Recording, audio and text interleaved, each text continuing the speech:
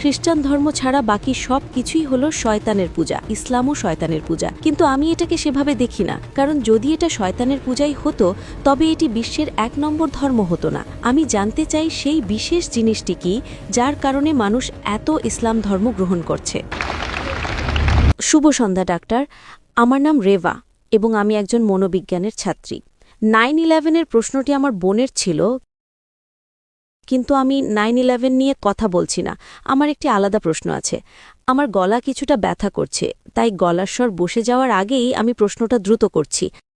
Actually আমি একটি Christian স্কুলে গিয়েছিলাম এবং সেখানে আমি খুব ভালো সংখ্যক সংকীর্ণ মনা মানুষের দ্বারা পরিবেষ্টিত ছিলাম। তাদের বিশ্বাস হলো খ্রিস্টান ধর্ম ছাড়া বাকি সব কিছুই হলো শয়তানের পূজা, ডেভিল ওয়ার্শিপ। তাই তাদের মতে সব কিছুই শয়তানের পূজা এবং তাদের কাছে ইসলামও শয়তানের পূজা। কিন্তু আমি এটাকে সেভাবে দেখি না, কারণ যদি এটা শয়তানের পূজাই হতো তবে এটি বিশ্বের ১ নম্বর ধর্ম হতো না। সুতরাং পরিষ্কারভাবে ইসলামে এমন কিছু আছে যা খ্রিস্টান ধর্মে নেই, যে কারণে এটি এত সফল এবং অনেক মানুষ এর মধ্যে আছে।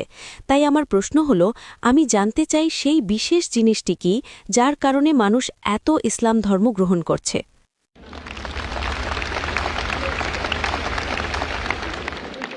বোন প্রশ্ন করলেন যে তিনি একটি খ্রিস্টান স্কুলে গিয়েছিলেন এবং তিনি খ্রিস্টানদের দ্বারা পরিবেষ্টিত ছিলেন, যাদের তিনি সংকীর্ণ মনা বলছেন। এখানে আপনি উদার মনা মানুষদের দ্বারা পরিবেষ্টিত, মাশাআল্লাহ। তো তিনি বললেন যে খ্রিস্টান ধর্ম বলে খ্রিস্টান ধর্ম ছাড়া বাকি সবকিছু শয়তানের পূজা, কিন্তু তিনি বলছেন যে ইসলাম দ্রুত বর্ধনশীল ধর্ম যার অনুসারী সর্বাধিক। তাহলে সেই ভেতরের বিষয়টা কি যার প্রতি মানুষ অনুপ্রাণিত হচ্ছে? বোন, আমি এই দাওয়ার ধর্মপ্রচারের কাজে ২০ বছরেরও বেশি সময় ধরে আছি। ২০ বছরেরও বেশি সময় ধরে আমি এই দাওয়ার ময়দানে আছি এবং আমি অনেক মানুষের সাথে দেখা করেছি যারা খ্রিস্টান ধর্ম, হিন্দু ধর্ম, বৌদ্ধ ধর্ম, শিখ ধর্ম থেকে ইসলামে ফিরে এসেছে এবং প্রত্যেকেই ভিন্ন ভিন্ন জিনিস দ্বারা অনুপ্রাণিত হয়েছে। কিন্তু আমার জরিপে যারা ইসলাম গ্রহণ করেছে তাদের মধ্যে সবচেয়ে সাধারণ কারণটি হলো এক ঈশ্বরের প্রতি বিশ্বাস, একেশ্বরবাদ।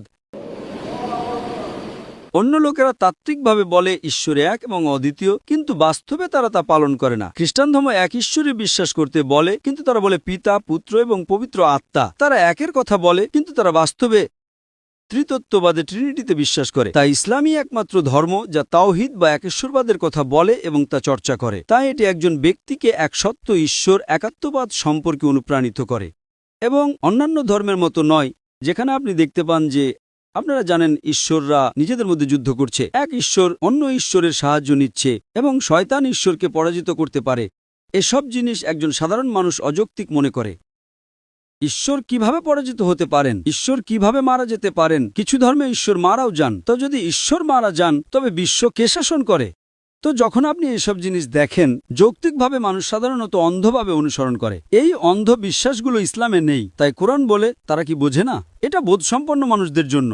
এমনকি আমার আলোচনাতেও আমি বলেছিলাম যে সর্বশক্তিমান ঈশ্বর আকাশ এবং পৃথিবী সৃষ্টি করেছেন এবং রং এবং ভাষা তৈরি করেছেন। নিশ্চয়ই এটি তাদের জন্য নিদর্শন যারা বোঝে। কোরআন এমন একটা বই যা যুক্তিকে সন্তুষ্ট করে। আজকে মিডিয়া ইসলামের বিরুদ্ধে থাকা সত্ত্বেও আপনি কল্পনা করতে পারেন সেই ক্ষমতা, বিলিয়ন এবং ট্রিলিয়ন ডলার তারা ইসলামের বিরুদ্ধে ঢালছে একে ছোট করার জন্য। তবুও এটি দ্রুততম ধর্ম। তাই এটা একটা অলৌকিক কথা। আল্লাহ সুবহানাহু ওয়া তাআলা কোরআনে সূরা আল ইমরান অধ্যায় নম্বর ৩ আয়াত নম্বর ৫৪-তে বলেছেন, তারা পরিকল্পনা এবং চক্রান্ত করেছিল এবং আল্লাহ পরিকল্পনা করেছিলেন, আর আল্লাহ সবচেয়ে উত্তম পরিকল্পনাকারী। তো এইভাবে প্রধান কারণটি হলো ইসলাম সবচেয়ে যৌক্তিক ধর্ম। কিছু নির্দিষ্ট বিষয় থাকতে পারে যেটা তারা মনে করতে পারে, ও এটা খারাপ, এটা ওই রকম, কিন্তু যখন তারা এর কাছাকাছি আসে, যেমন আজকে ইসলামকে অপবাদ দেওয়া হয়। একটি হলো তন্ত্রবাদ, দ্বিতীয়টি হলো এতে নারীর কোনো অধিকার নেই। যদি ইসলামে নারীর কোনো অধিকার না থাকে, তবে আজকে যেসব আমেরিকানরা ইসলাম গ্রহণ করছে তাদের 2/3 হলো নারী। কেন আমেরিকান নারীরা ইসলাম গ্রহণ করছে? যেসব ইউরোপীয়রা ইসলাম গ্রহণ করছে তাদের 2/3 নারী। যদি ইসলাম এমন একটা ধর্ম হয় যা নারীদের অধিকার দেয় না, তবে কে ইউরোপীয় এবং আমেরিকান নারীদের ইসলাম গ্রহণ করতে বাধ্য করছে? কারণ তারা নিরাপত্তা খুঁজে পায়। তারা বিশ্বে ঘুরেছে এবং দেখেছে উদারীকরণ এবং আধুনিকীকরণ নিয়ে কথা বলে তারা বুঝতে পারে প্রকৃত শান্তি ইসলামের ধর্মে। তো যখন তারা সত্যি চর্চা করে, কিছু মানুষ সত্যি অনুপ্রাণিত হতে পারে, ঠিক আছে হিজাব আছে তাই ইসলাম গ্রহণ করে, কিছু মানুষ শুধু আজান শুনে এবং তার ইসলাম গ্রহণ করে। তো মানুষের ভিন্ন ভিন্ন বিষয় থাকে, কিন্তু মূল বিষয় প্রধান কারণটি হলো তাওহীদ। তাই তারা যা কিছুতে অনুপ্রাণিত হোক না কেন, একবার যখন তারা তাওহীদে আসে, এক ঈশ্বরের প্রতি বিশ্বাস, তিনিই আমাদের স্রষ্টা, তিনিই আমাদের পালনকর্তা, তিনিই আমাদের লালনকর্তা, যেটা ছিল আমার আজকের আলোচনার মূল বিষয়, তখন এবং এই মানুষগুলো যারা ইসলাম গ্রহণ করে তারা মুসলিম পরিবারে জন্ম নেওয়া মানুষদের চেয়েও বেশি ধার্মিক হয়ে ওঠে। বোন, আপনি কি বিশ্বাস করেন ঈশ্বর একজন? হ্যাঁ, আমি বিশ্বাস করি ঈশ্বর একজন। আপনি কি বিশ্বাস করেন মূর্তি পূজা ভুল? মাফ করবেন? আপনি কি বিশ্বাস করেন মূর্তি পূজা ভুল? হ্যাঁ। আপনি কি বিশ্বাস করেন নবী মুহাম্মদ সাল্লাল্লাহু আলাইহি সাল্লাম ঈশ্বরের রাসূল? আমি তাহলে কেন পড়ছেন না? কারণ আমি এখনো অনুপ্রাণিত হইনি। আমি অনুপ্রাণিত হতে চাই। অনুপ্রেরণার মতো কিছু নেই। যদি আপনি বলেন আপনি চান, যদি কেউ আপনাকে বাধা দিয়ে থাকে। আমি অনুপ্রাণিত হতে চাই। আমি জানতে চাই যে এটাই সত্য এবং একমাত্র পথ। সেটা ঠিক আছে, হতে পারে আপনার লেকচারে আসাটা যথেষ্ট অনুপ্রেরণা নয়। আপনার মাইক্রোফোনের সামনে এসে এই প্রশ্নটা জিজ্ঞাসা করাটাই আপনার জন্য যথেষ্ট অনুপ্রেরণা। যেহেতু আপনি বিশ্বাস করেন ঈশ্বর একজন, যেহেতু আপনি বিশ্বাস করেন মূর্তি পূজা ভুল, এবং আপনি যদি কোরআনে বিশ্বাস করেন, আপনি কি কোরআন পড়েছেন বোন? না। আমি আপনাকে অনুরোধ করব কোরআন পড়ার জন্য, এবং আপনি যদি কোরআন পড়েন তবে আপনি ইসলাম সম্পর্কে আরও বুঝতে পারবেন। এবং আমি গতকাল একটা আলোচনা করেছিলাম বিভিন্ন ধর্মগ্রন্থে নবী মুহাম্মদ সাল্লাল্লাহু আলাইহি সাল্লাম, এবং আমি হিন্দু ধর্মগ্রন্থে, খ্রিস্টান ধর্মগ্রন্থে, ইহুদি ধর্মগ্রন্থে, বৌদ্ধ ধর্মগ্রন্থে নবী মুহাম্মদ সাল্লাল্লাহু আলাইহি সাল্লামের উদ্ধৃতি দিয়েছিলাম। শুধুমাত্র যদি আপনি, যেহেতু আপনার পিছনের ব্যাকগ্রাউন্ড হিন্দু ধর্ম আমি বিশ্বাস করি। না, আমি খ্রিস্টান ধর্মের। খ্রিস্টান ধর্ম? যদি আপনার ব্যাকগ্রাউন্ড খ্রিস্টান ধর্ম হয়, আপনি কি বাইবেল পড়েছেন?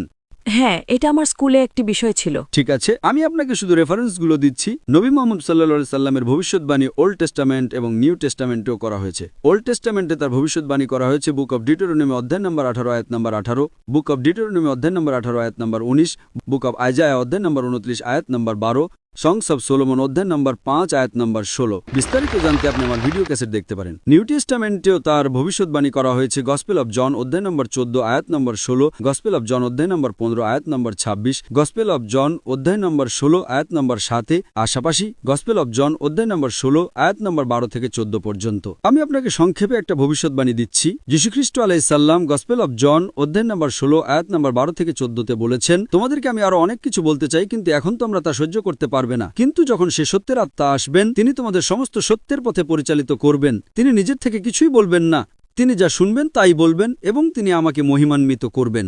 যীশুখ্রিস্ট আলাইহিস সালামের এই ভবিষ্যৎবাণী যে তোমাদেরকে আমি আরো অনেক কিছু বলতে চাই, কিন্তু এখন তোমরা তা সহ্য করতে পারবে না। কিন্তু যখন সে সত্যের আত্মা আসবেন, তিনি তোমাদের সমস্ত সত্যের পথে পরিচালিত করবেন।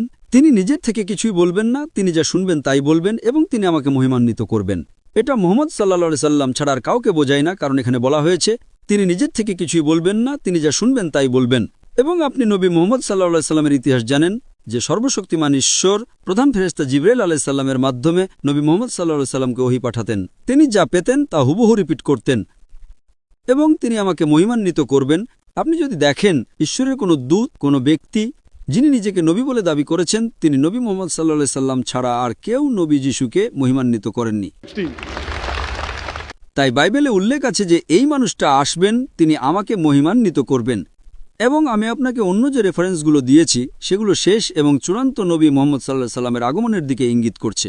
এবং এমনকি কোরআনও এটা বলে। এটা কোরআনের সূরা আস-সাফ অধ্যায় নম্বর 6 আয়াত নম্বর 6 উল্লেখ আছে যে যীশুখ্রিস্ট আলাইহিস সালাম বনি ইসরাইল অর্থাৎ ইসরায়েলের লোকেদের বা ইহুদিদের কাছে একটা রাসূল হিসেবে প্রেরিত হয়েছিলেন, এবং তিনি বলেছিলেন, আমি তোমাদের একটা রাসূলের সুসংবাদ দিচ্ছি যিনি আসবেন, যার নাম হবে আহমদ।